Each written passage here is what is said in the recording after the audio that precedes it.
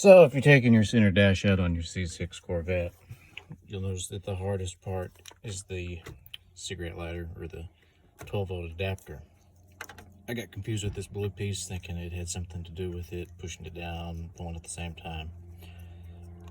This is what holds it in, and unfortunately mine is at where it connects to the top, so I had to get this twisted, rotated enough to get my finger back in there, push in, and it pulled out. So what I'm going to do when I install this new dash is I'm going to rotate this to where this piece is on the bottom. It'll be a whole lot easier.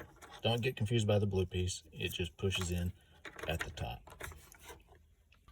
So to get this out the rest of the way, you'll notice that there's a spot, two spots on the inside.